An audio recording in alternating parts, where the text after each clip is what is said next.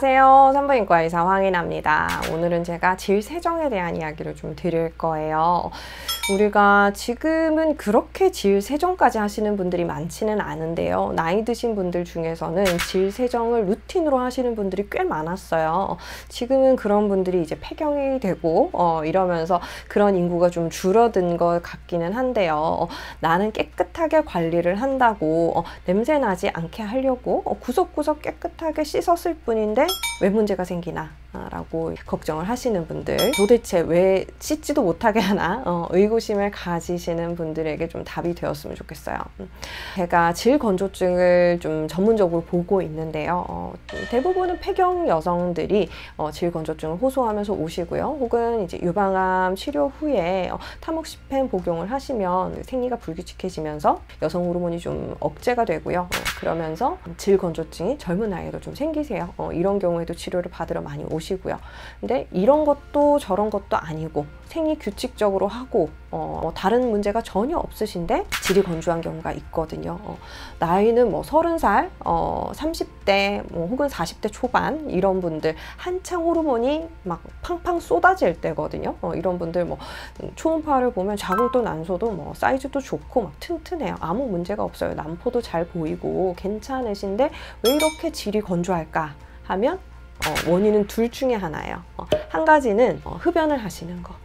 흡연도 그냥 간단하게 한 번씩 흡연한다 이런 게 아니고 정기적으로 정해진 용량을 계속해서 오랫동안 피워 오신 분들은 건조해요. 질도 건조하고요. 입마름도 있으시고요. 이런 분들은 담배의 영향이죠. 담배가 왜 말초혈관을 수축을 시키잖아요. 말초혈관이라는 게 뭐냐면 우리가 혈관이 있으면 굵은 혈관이 있고 거기서 이제 가지 뻗듯이 뻗어나가는 작은 혈관들이 있어요. 그런데 그런 작은 혈관 중에서도 제일 끝부분, 나뭇가지의 끝부분이라고 생각을 하시면 돼요. 그래서 손가락 이런 데들은 이제 굵은 혈관도 있겠지만 굉장히 이제 미세한 혈관들이 막 많이 분포를 해 있잖아요. 그래서 뭐 베이면은 피가 콸콸 나는 경우도 있지만 싹 스며 나오듯이 나오는 그런 혈류, 그런 출혈 이런 것들은 모세혈관 출혈이거든요. 어쨌든 간에 이런 모세혈관을 수축시켜요. 나무로 치면 나무까지 끝까지 수분이 가지 않는 거예요. 사람도 똑같거든요. 모세혈관이 수축이 돼버리면 이 끝까지 혈류가 가지 않아서 그 부분은 아무래도 마르고 좀 촉촉하지 않을 수밖에 없겠죠. 그러니까 온몸이 기본적으로 피부도 건조하고요. 그런 것들을 많이 느끼세요. 그리고 뭐 얼굴이 좀 푸석해지는 것 같다. 뭐 그렇게도 얘기를 많이 하시는데요. 담배를 끊으라고 하면 그거는 또 끊기가 힘들죠. 그러니까 담배는 피면서 내가 이제 촉촉할 수 있는 방법을 찾으니까 자꾸 뭐 바디로션이라든지 크림이라든지 오일이라든지 이런 거 투자하시고 뭐 피부과 가서 뭐 리쥬란 맞고 이런 거 하시죠. 담배 끊는 게 가장 좋은 해결책입니다. 어쨌든 이런 문제들이 있을 수가 있어요. 질도 마찬가지거든요. 질도 이제 혈류가 굉장히 풍부한 부분인데요. 담배를 피시는 분들은 아무래도 질이 건조해요. 제가 진찰을 할 때 질경이라는 거를 이렇게 넣어서 보거든요. 질경을 넣어서 싹 벌려보면 그 안쪽에 질벽이랑 더 안쪽에 보이는 이제 자궁경부가 있어요. 그러면 전체적으로 반들반들하게 윤이 나는 게 정상이거든요. 정상적이고 건강한 질은 그런 식으로 보여야 돼요. 그런데 이렇게 건조증이 찾아와 있는 분들은 본인은 뭐 직접적으로 느끼지 못할 수도 있어요. 젊은 분들은 그럴 수 있는데 제가 딱 열어보면 표면이 약간 바짝 말라 있는 것 같은 느낌. 입술인데 약간 겨울 돼서 마른 입술 있잖아요. 그런 것 같은 느낌. 이런 느낌이 좀 있어요. 그러니까 그런 걸 봤을 때 뭐 흡연하시나요? 아니면 질세정하시나요? 이렇게 물어보거든요. 그런 경우에는 흡연을 하시나요? 물어보면 대부분 흡연을 한다고 얘기를 하세요. 그리고 두 번째 원인이 바로 질세정이에요. 질세정을 하시면 질이 많이 건조해집니다. 우리가 세수를 하고 나면 얼굴 당기잖아요. 그거랑 똑같아요. 세수를 하는 거는 이게 외부 균에 계속 노출이 되어 있고 먼지나 이런 오염물질이 있고 화장도 하시고 그러니까 세수를 하지 않으면 이런 오염물질들 때문에 피부가 좀 더러울 수 있어서 그래서 하시는 거잖아요. 그죠? 근데 질도 그럴 거라고 생각을 하시는 것 같아요. 근데 질은 바깥쪽에 노출되는 부분이 아니잖아요. 그런데 뭐 생리를 하면 생리혈도 나오고 주기 따라서 질에서도 분비 분비물이 생기거든요.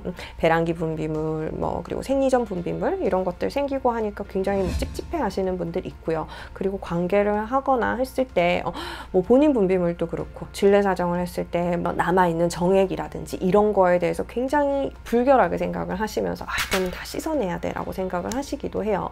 그리고 관계를 할 때 혹시나 냄새가 날까봐 거기에 굉장히 극단적인 공포감이 있으신 분들이 있거든요. 그래서 완전 안을 다 씻어내시는 거예요. 그래서 예전에는 정말 소금도 쓰시고요, 식초도 쓰시고요, 이런 걸로 뒷물 한다고 얘기를 해요. 그래서 그런 물로 손가락 넣어서 다 씻어내는 거예요. 그런 식으로 하고 나면 원래 그런 식으로 세정을 하시던 분들은 개운하고 좋다고 말씀을 하세요.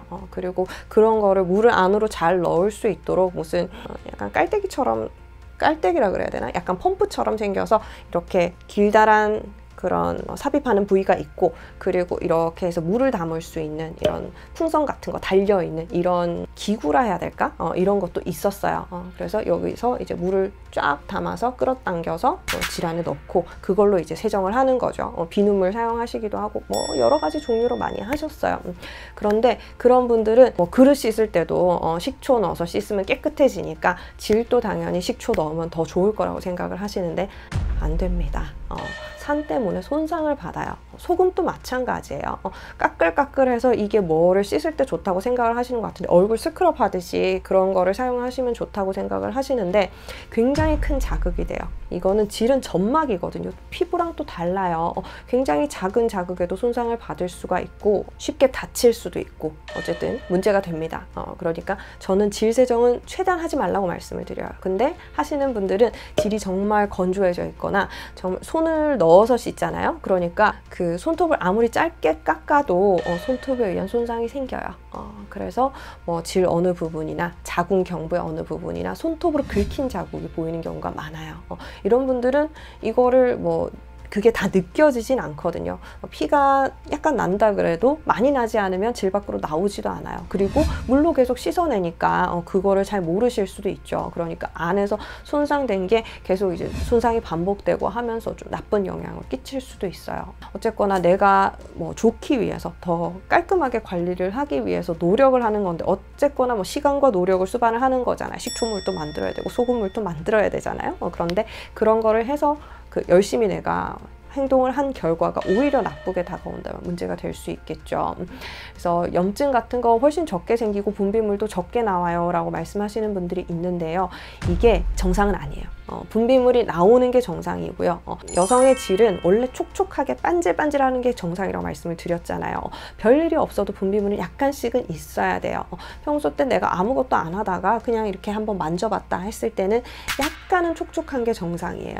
그러니까 그거를 너무 바짝 마르게 만들 생각을 하지 않으셨으면 좋겠고요. 그 상태가 지속이 되면 우리가 굉장히 탈수됐을 때 입안이 마르고 이러잖아요. 그런 부분을 계속 안에서 손가락으로 막 이렇게 자극을 한다고 생각을 해보세요. 얼마나 불편하겠어요. 질은 이렇게 평소 때는 이렇게 늘어나 있는 조직이 아니죠. 이렇게 닫혀 있어요. 닫혀 있는 조직이 너무 이제 건조한 점막으로 이루어져 있으면 이렇게 계속 서로 마찰이 되거든요. 그러면서도 조금 나쁜 영향이 있을 수 있고요.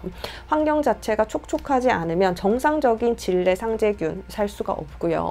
정상적으로 있어야 되는 유산균 살 수가 없어요. 그래서 유산균이 잘 분포가 되고 촉촉해야 건강한 상태인데 그렇지 않고 계속 건조하고 반복되는 세정 때문에 자꾸 유산균 같은 것들이 떨어져 나간다 한다면 이게 다른 균이 정말 병원균이 염증 일으키는 종류들이 있거든요. 그런 것들이 더 살기 좋은 환경이 되는 거예요. 그래서 폐경이 와서 건조해지신 분들은 내가 마르고 가렵고 아프고 관계할 때 불편하고 이것도 문제지만 염증이 실제로 훨씬 더 많이 걸려요. 그래서 내가 성생활을 안 하더라도 이런 반복적인 세정 때문에 질염에 걸리기 쉬운 상태가 되신다는 걸 좀 아셨으면 좋겠어요. 우리가 산부인과에서는 산부인과 의사들이 항상 절대로 세정하지 말라 얘기를 하거든요. 이게 정말 국룰이에요. 어느 산부인과 의사한테 가도 질환을 규칙적으로 씻으세요 라고 말하는 산부인과 의사는 없어요. 그렇기 때문에 우리가 염증이 생겼을 때는 일시적으로 소독을 받는다든지 아니면 적절한 질정제를 사용을 한다든지 질환에 넣는 그런 히알루론산 성분이 있는 그런 겔도 있거든요. 그런 걸로 좀 세정을 한다든지 이런 방법은 할 수 있는데 비눗물로 세정을 한다든지 안쪽을 완전 바짝 말리는 이런 이런 방법을 사용한다든지, 특히 절대로 쓰지 마세요. 식초물, 소금물 쓰시는 분들 정말 안에 큰 문제가 생길 수 있어요. 그러니까 그런 것들 꼭 피하셨으면 좋겠고요. 내가 생각지도 못했던, 나한테 좋은 것이라고 생각했던 어떤 활동 때문에 그런 생각지 못했던 피해를 입게 된다면 너무 속상하잖아요. 주의를 하시고, 내가 뭔가 냄새가 난다든지 뭔가 문제가 있는 것 같다 했을 때는 산부인과 전문의를 찾아가셔서 상태에 대해서 정확하게 진단을 듣고 적절한 치료를 하셨으면 좋겠어요. 약이 먹는 게 겁나신다면 다음 편 또 봐주세요. 제가 약 없이 치료하는 방법에 대해서도 좀 알려드릴게요. 오늘 영상도 봐주셔서 감사합니다. 다음 시간에 또 뵐게요. 바이바이.